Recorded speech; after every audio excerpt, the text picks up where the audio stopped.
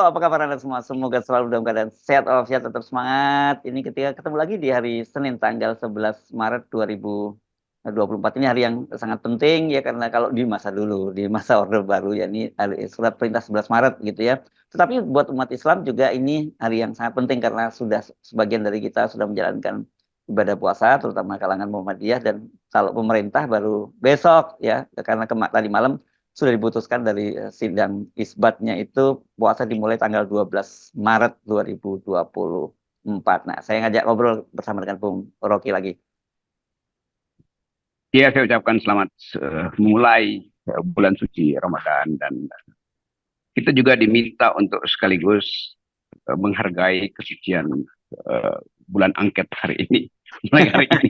Jadi akan ada bulan angket yang sebetulnya paralel dengan kehidupan beragama kita. Kesucian lahir dan batin itu kan adalah kesucian untuk semua aspek kehidupan rohani kita maupun kehidupan politik kita. Ya, ya, ya. Kalau puasa ini kan kita diminta untuk menahan haus dan lapar, menahan amarah. Tapi kalau justru kita dituntut untuk terus berbuat baik yang kita sebut sebagai nahi mungkar, begitu ya, Bung Rocky. Jadi jika bukan amar ma'ruf saja, tapi nahi mungkarnya itu melawan kezaliman. Dan salah satunya tentu saja kecurangan pada pemilu 2024 adalah kezaliman yang harus dilawan. Gitu.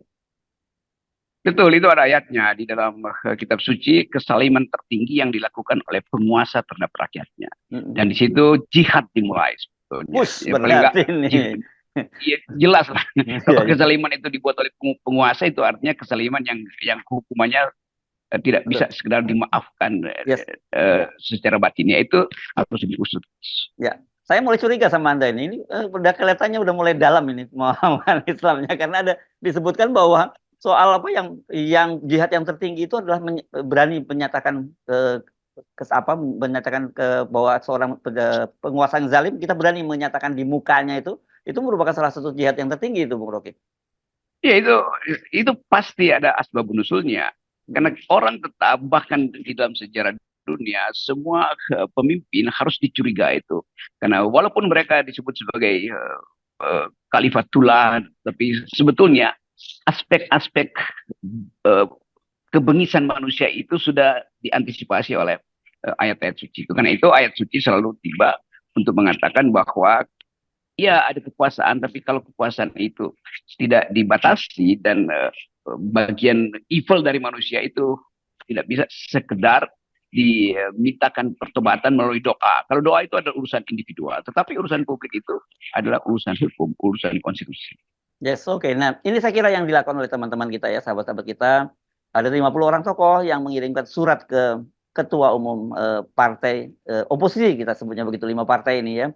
Ketua umum partai PDIP, Ibu Megawati, ketua umum partai Nasdem Surya Paloh, ke PKS Ahmad Saihu, kemudian PKB Muhaimin Iskandar, dan P3 ini Mbak Mardiono.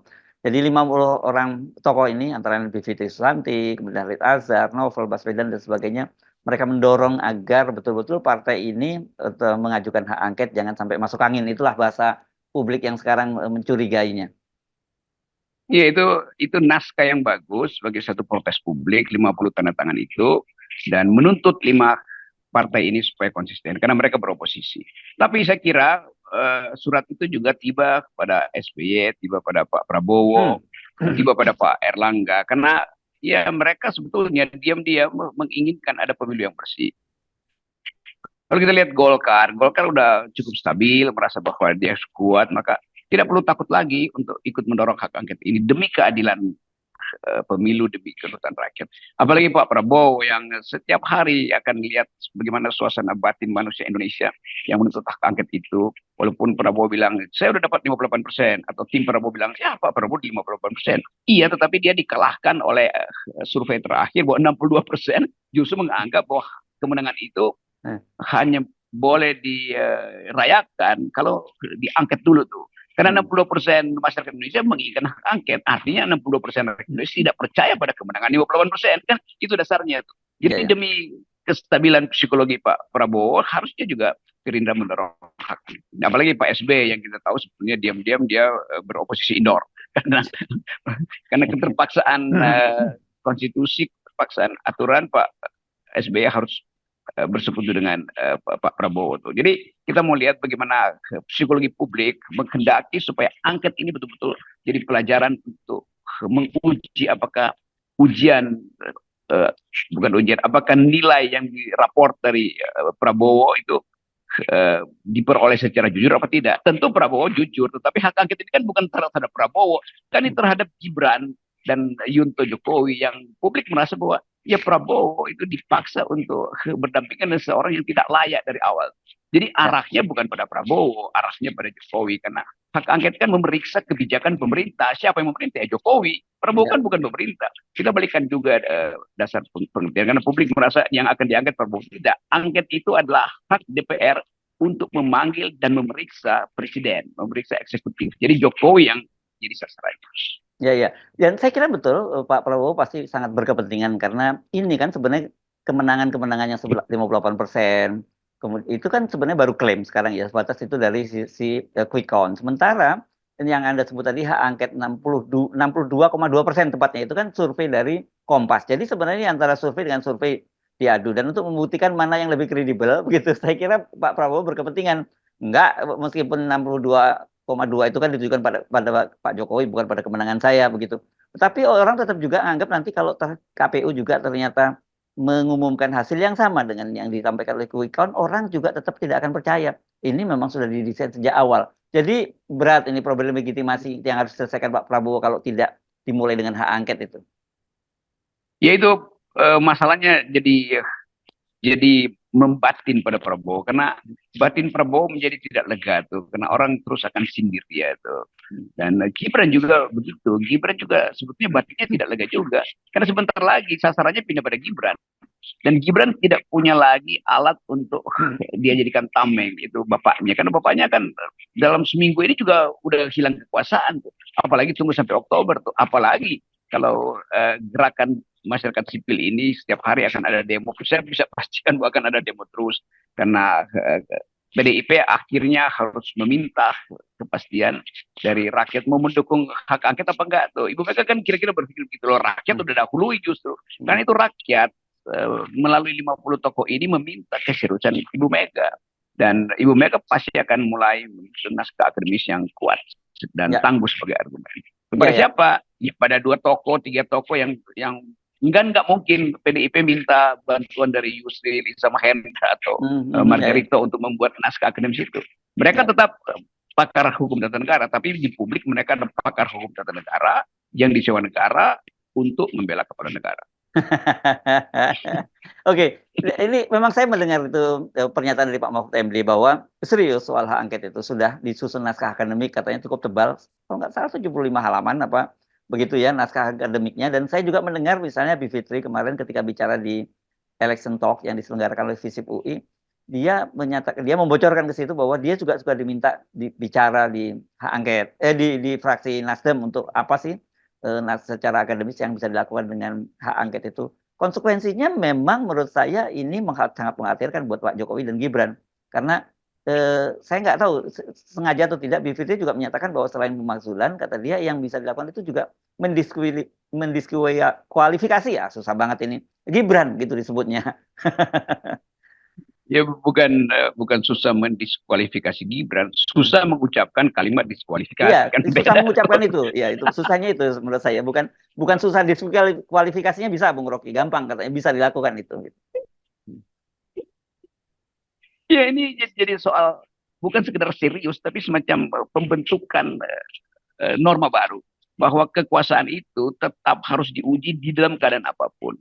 Walaupun nanti ya mereka yang anti angket akan bilang apa yang mau dibuktikan. Loh, justru untuk Anda tahu apa yang mau dibuktikan, beri forum pembuktian itu, yaitu angket. Kan itu intinya tuh. Jadi mereka yang ketakutan sebetulnya dari awal tahu bahwa angket ini memang bahkan bisa berujung pada keputusan yaitu mendiskualifikasi saudara Gibran. Prabowo nggak mungkin didiskualifikasi kalau dia calon presiden, dan Gibran akan dinilai secara lain oleh angket ini kan. Ini mana mungkin misalnya angket ini hanya berhenti pada oke, itu ada pelanggaran, tidak. Orang akan tuntut lebih jauh dan mungkin bisa berubah menjadi hak yang lebih tinggi lagi, itu hak untuk menyatakan pendapat. Nah, pendapat pemaksulan itu yang menjadi pendapat yang paling berbahaya. Tapi kalau didiskualifikasi itu hal yang tidak terlalu berbahaya. Karena memang nggak akan nyampe pada Pak Jokowi. Walaupun orang anggap ya sekalian aja. Kita juga anggap ya sekaligus aja deh. Supaya, supaya lebih efisien antara diskualifikasi dan orang mulai periksa mengapa dia didiskualifikasi. Ya pasti akan dibuka dokumen atau percakapan atau bahkan CCTV di ruang sidang ketua atau CCTV acara-acara makan malam Pak Usman dengan Pak Jokowi. Ya, ya. Oke, seharusnya kan memang ini kan surat-surat semacam ini dan kemudian pernyataan-pernyataan di luar forum itu kan menunjukkan memang masih satu publik memang betul-betul menginginkan agar hak angket itu betul-betul jalan. Yang kedua itu memang ada semacam keraguan gitu karena mereka saya kira semua publik di Indonesia paham dengan praktek politik sandarnya Pak Jokowi. Tapi saya kira sekarang tidak ada alasan ya dengan banyaknya dukungan. Kalau tadi 50 tokoh tadi itu dukungan secara moral, tapi ada juga kan kemarin kita mendengar soal para senior TNI yang juga ini bukan kaleng-kaleng karena mereka pernah jadi kepala staf angkatan, pernah jadi wakil panglima TNI, pernah jadi komandan khusus dari pasukan TNI angkatan darat maupun laut. Itu mereka bahkan mengambil call ya kita akan turun ke jalan untuk itu. Tapi saya kira kan ini semua kalau dirajut dengan benar bagi partai politik yang bukan dukungan moral dan dukungan massa buat mereka gitu. Ya terutama bagi PDIP cukup untuk mendapat keyakinan bahwa publik ada di belakang Ibu Mega tuh. Dan saya kira Ibu Mega udah pasti, karena itu Ibu Mega mungkin dalam 2 hari ini akan datang ke depan pers untuk mengatakan bahwa saya serius. Jadi mungkin Ibu Mega akan bilang, udah mulai sekarang jangan dengerin lagi ocehan FNN, karena sekarang saya serius. Kan itu yang sebetulnya kita tunggu kan. Tapi kita mau katakan pada Ibu Mega bahwa ini bukan sekedar ocehan atau semacam kecengengan publik. Karena ini betul-betul sesuatu yang akhirnya kita temukan bahwa publik itu menginginkan proses politik yang jujur dan adil. Nah, kesepakatan moral ini juga di backup oleh sistem internasional. Walaupun beberapa kepala negara yang dekat dengan Indonesia sudah mengucapkan memberi selamat pada Pak Prabowo, tapi itu kan selamat untuk satu peristiwa elektoral, yaitu pemilu. Kemudian mereka mulai memantau masih ada problem moral setelah elektoral selesai kan. Jadi bagi mereka ya secara diplomatis tentu mesti diucapkan selamat bahwa nanti mereka memantau ada problem dengan demokrasi Indonesia, itu lain lagi urusannya. Ya, ya.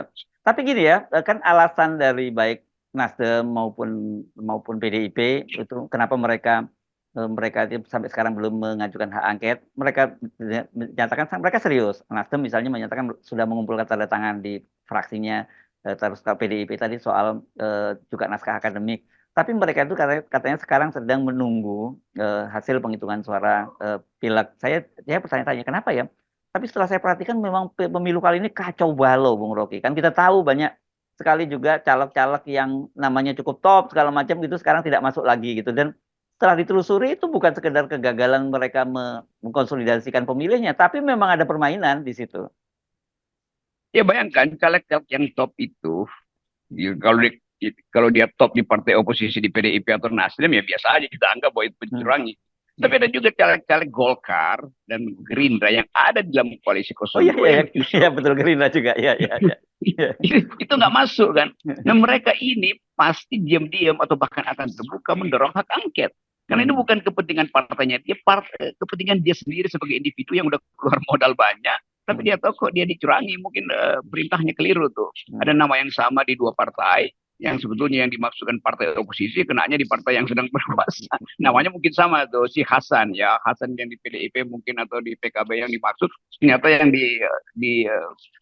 dipahami oleh KPU atau petugas partai yang diberi oleh kekuasaan adalah Hasan di Gerindra. Nah marah Hasan di Gerindra kan, kok gue yang kena justru. Jadi banyak hal sebetulnya kelucuan politik karena sistem kita kan kita anggap sistem kita itu tidak sempurna untuk menutupi kecurangan tuh kan, jadi bolongnya ada aja tuh. Jadi saya kira diam-diam beberapa tokoh politik di Golkar, di Gerindra, juga di PKB diam-diam akan mensponsori hak angket ini. Tentu tidak terang-terangan, tapi akan ada proksi-proksi muncul yang menunjukkan bahwa bahkan atau Demokrat bahkan juga begitu banyak suara di Demokrat yang merasa dirampas.